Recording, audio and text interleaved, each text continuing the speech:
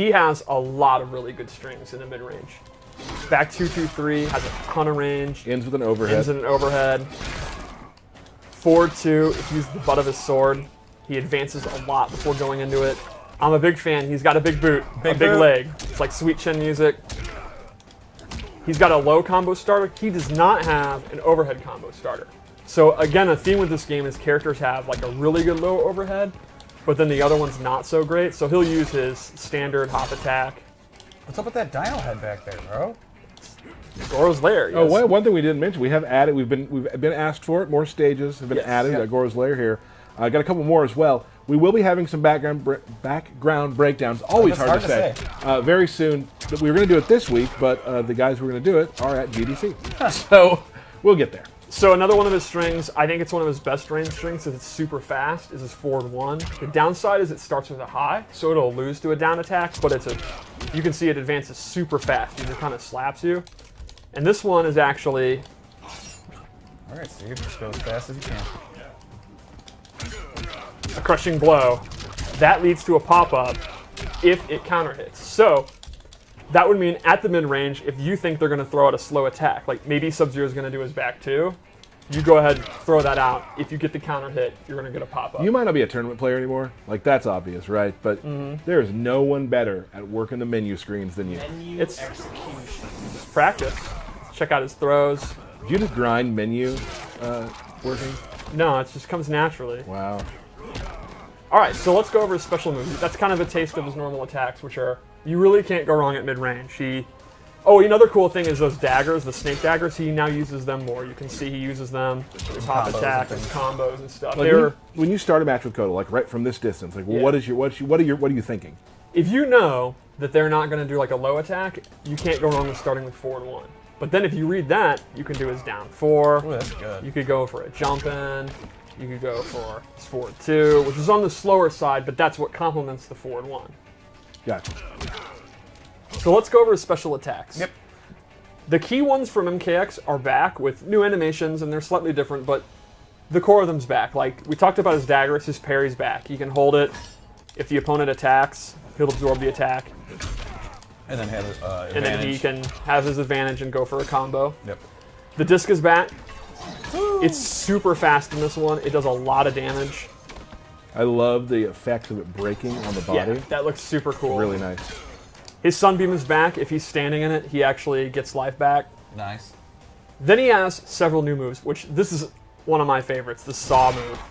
It's a great combo ender, and it's just absolutely nasty looking. There was something kind of in MKX where he went over and did a Saw. This lifts him straight up, which I think is awesome.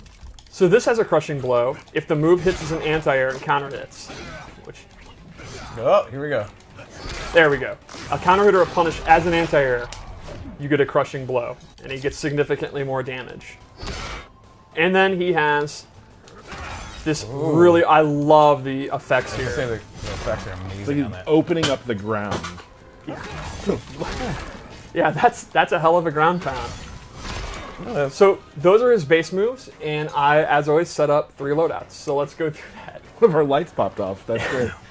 Even the lights are popping off. We're live, pal.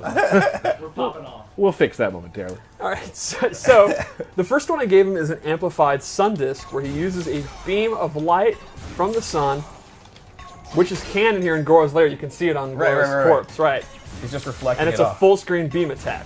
That's probably why Goro died, is because he got burned.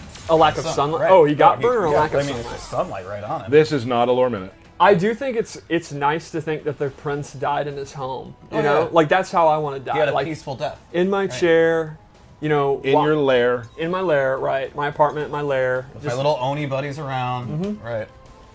Anyway, this loadout I based on totems. So he has 4 totems in total. You can equip 2 at a time. So I went with this one, which gives him a damage buff. So you can see, here's the damage on the string, 154. I have this bad boy out.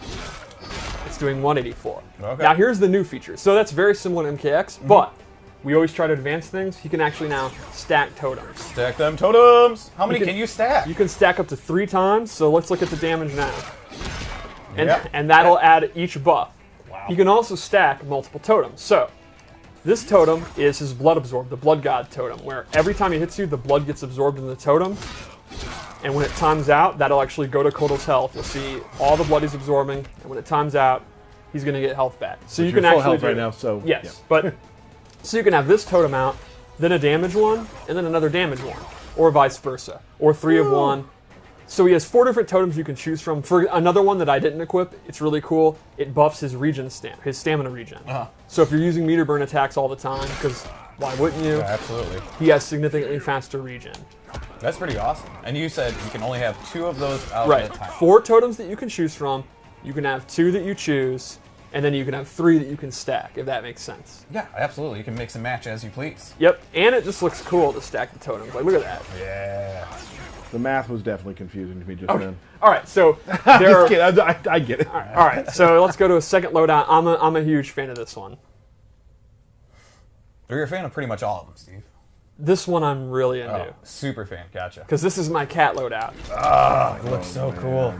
He turns into a jaguar, and he has this full screen lunging attack that goes into this awesome thing. And it just eats your throat real quick. Yeah, I mean, that's what cats do, right? Yeah, it'll go straight for the jugular every time.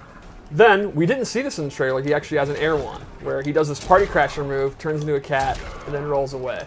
That's awesome.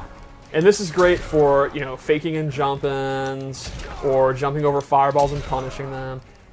And then lastly, I gave him this sundial move, which controls the air, and when he amplifies it, he gets this big burst that'll knock the person down. You can do it as a combo ender, as a guaranteed anti-air if you read they're going to jump. Sure. And just to bring sunshine to the room. Oh, that's sweet. That's sweet. I like that. Maybe most important of all. Yeah. I think so. It's the friendships we made along He's the way. a just and benevolent Khan in a way. Like, he's kind of a tyrant, but he's better than Shao Kahn. Oh, and absolutely. I think he would bring sun. I must bring sun to my Aztec What people. a compliment. He's better than Shao Kahn. Yeah. Yeah, I mean, that is a compliment. Yeah. All right, so what about one more loadout? Sure. Yeah. This is your loadout. Yes. Ooh. This is my skin that I use. Okay. Just previewing everyone. This is my skin. Oh, yeah. Oh. What exactly is on his head? That's a bear head. A bear head. That's a bear he personally killed. Okay. Okay. So, this loadout, the first thing I gave him was a different amplified discus throw, where he Ooh. actually literally does a discus throw. And you can actually do this up close, and it'll, the swing hits. So it's a good combo ender for damage, and it just looks funny. Then I gave him this pop-up attack, this sunlight uppercut, which is like one of his main combo starters. it's kind of like it's towards 2 or whatever. Yeah, it's That's very right. similar to towards 2 in the last game. And then a command grab, which is so good. This is the move. I mean, the amplified version of this move is so amazing.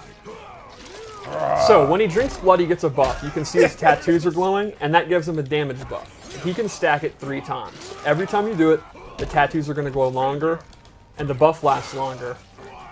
Now you can see he'll be at max level. His tattoos are hella glowing, and now he gets this damage buff.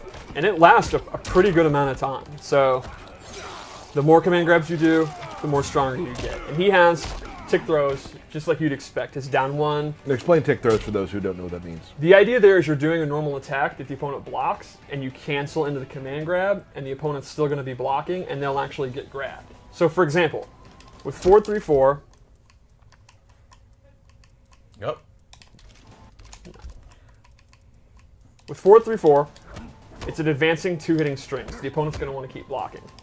You can go into that, and it'll actually go into the throw. So the opponent has to let go of block to like uppercut you or hop attack out, which means you can then go into doing the whole string. Got it. And this is another one that's really good. So those are my Kotal Khan loadouts. I would say he's pretty similar to the flavor of MKX. Great range, the command grab's back, the totems are back. Right. But with the new discus moves, there's a couple other abilities. The cat stuff by far, I mean, so cool. Imagine not equipping